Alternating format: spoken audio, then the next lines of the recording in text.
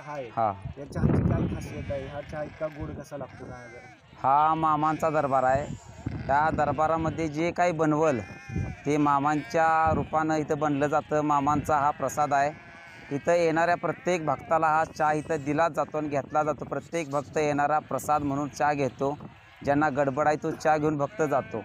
इथं कधीही दुधाचा चहा बनवला जात नाही.